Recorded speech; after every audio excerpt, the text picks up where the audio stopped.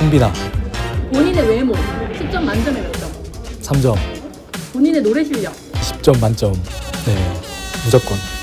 최근 미스터트롯3에서 강력한 우승 후보로 떠오르며 대한민국을 뒤흔들고 있는 손비나는 본명이 손용빈인데 미스터트롯3에 함께 출연한 김용빈과 함께 두용빈, 투용빈이라 불리며 시청자들의 입에 오르내리고 있습니다. 하지만 그 중에서도 가장 강렬한 존재감을 드러낸 것은 단연 손비나인데요. 손비나는 하동 남진이라는 별명을 얻으며 첫 등장부터 압도적인 가창력과 감성으로 모든 이들의 눈과 귀를 사로잡았고 마스터 예심에서 당당히 진을 차지하며 무대를 완전히 집어삼켰지만 여기서 끝이 아니었습니다. 손비나의 노래에는 아무도 상상하지 못한 특별한 비밀이 숨겨져 있었는데 이토록 강렬한 감정을 노래로 풀어낼 수 있는 그 비결은 과연 무엇일까요? 현역부 X는 미스터트롯3에서 새롭게 도입한 시스템으로 그야말로 혁신이었죠. 출연자의 얼굴과 정보를 공개하지 않은 채 오직 노래 실력만으로 평가하는 블라인드 심사 방식인데 오라트를 받는 순간 장막이 걷히고 받지 못하면 노래를 끝까지 불러야만 얼굴이 공개되는 방식이었는데요. 손비나는 바로 이 무대에서 태진아의 가버린 사랑을 선곡했고 아무도 그를 보지 못한 상태에서 흘러나온 목소리는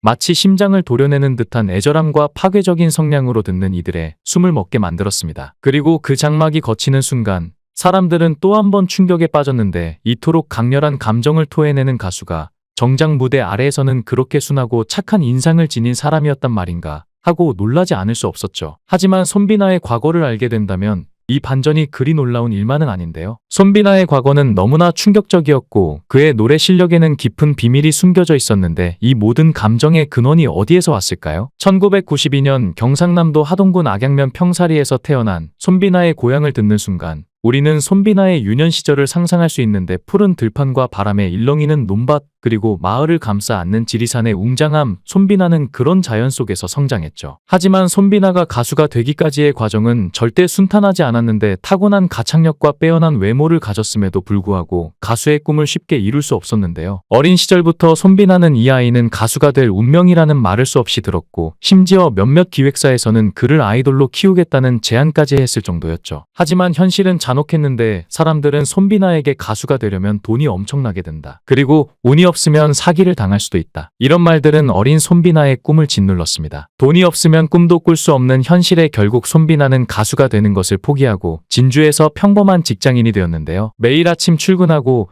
퇴근 후에는 친구들과 술 한잔하며 일상의 피로를 달랬고 가끔씩 노래방에서 목이 터져라 노래를 부를 때면 한때의 꿈이 떠올랐지만 그것은 이미 지나가버린 기차처럼 멀어져 가는 것만 같았죠. 하지만 손비나가 노래를 부를 때마다 주변 사람들은 너 아직도 가수할 수 있을 것 같은데? 그런 말들을 웃어넘겼지만 마음 한구석에서는 계속 무언가 꿈틀거렸죠. 그리고 2017년 25살이 되던 해 운명은 손비나를 다시 무대로 불렀습니다. 손비나는 대한민국 청소년 트로트 가요제 경남편에서 우연히 무대에 섰고 그는 박구윤의 뿐이고를 불렀는데 그 노래 한 곡이 운명을 뒤흔들어 놓았죠. 손비나는 관객들의 뜨거운 호응과 함께 대상을 거머쥐었지만 그것은 시작에 불과했습니다. 손비나는 이 한 번의 성공에 안주하지 않았고 그 다음 해 스스로 자신의 음악을 세상에 내놓기 위해 자비를 들여 1집 싱글 앨범 다듬이를 발매했지만 꿈을 이루는 길은 험난했습니다. 하동 지역에서 작은 무대를 전전하며 지역 가수로 활동하던 손비나는 예상치 못한 인연을 만나게 되는데 바로 노규선 대표였죠. 노 대표는 하동의 어느 축제장을 찾았다가 무대 위에서 열창하는 손비나를 보고 그의 목소리에 깊이 빠져들었고 무언가가 심장을 강하게 때리는 듯한 느낌과 함께 이 사람이다라고 확신했습니다. 그래서 그는 곧장 손비나의 아버지를 찾아가 계약을 맺자고 설득했고 결국 손비나는 서울로 상경하게 되었죠. 서울에서의 삶은 마치 전쟁터 같았는데 손비나는 하루도 쉬지 않고 노래 연습을 했고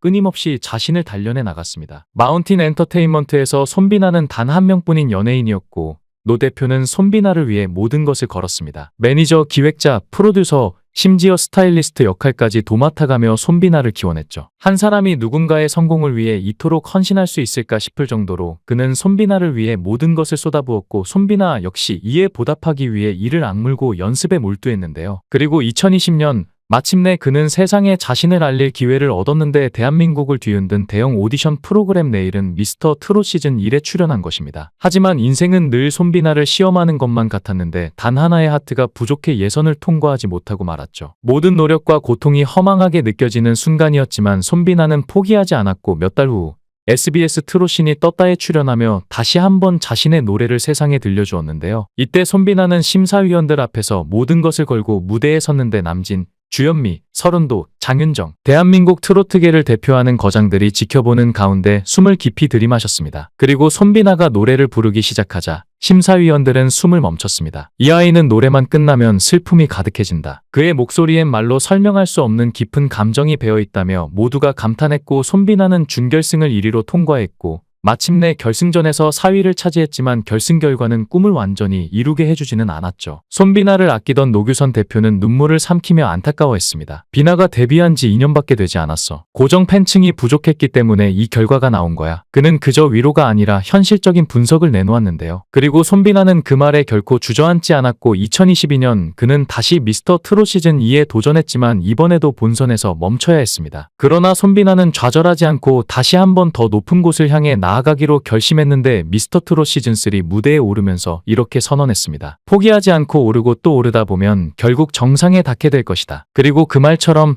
손비나는 무대를 오를 때마다 더욱 강한 실력과 감성을 보여주었죠. 그런데 손비나의 도전 정신은 노래에만 한정되지 않았는데 그는 노규선 대표와 함께 등산 매니아로 유명했으며 극한의 도전 정신을 가지고 있었습니다. 2022년 하동 세계차 엑스포 홍보대사로 임명된 손비나는 단순한 홍보 활동에 그치지 않았는데 엑스포의 성공을 기원하며 백두대간 종주를 결심했습니다. 그리고 2월 6일 대한민국 가수 최초로 백두대간을 완주하는 기록을 세웠죠. 백두대간 한반도의 거대한 척추이자 하늘과 맞닿은 산맥 백두산에서 뻗어나와 남쪽으로 지리산까지 이어지는 이 장대한 산줄기의 길이는 무려 1625km. 남한 구간만 하더라도 690km에 달하는데 이곳을 종주한다는 것은 단순한 산행이 아닌데요. 자신과의 치열한 싸움이며 한 걸음 한 걸음 내디딜 때마다 한계를 시험하는 고행이었죠. 그리고 손비나는 단순히 백두대간 종주뿐만 아니라 대한민국 100대 명산을 모두 정복했는데 그는 단순한 등산 애호가가 아니라 거의 산을 삼킨 인물이라 부를만 했습니다. 그런데 손비나와 함께 산길을 오르며 숨을 나누던 노규선 대표를 보며 손비나에게 이런 질문을 던지는 이들이 있었습니다. 소속사 대표의 강요로 억지로 산을 오르는 것이 아니냐? 이 말이 나오자마자 손비나는 손사래를 치며 웃음을 터뜨리며 말했는데요. 말도 안 돼요. 지리산이 제 고향 뒷산 이에요. 어릴 적부터 수없이 천왕봉을 올랐어요. 산은 저에게 두려움이 아니라 익숙함이에요. 오히려 산에 가면 마음이 편안해지고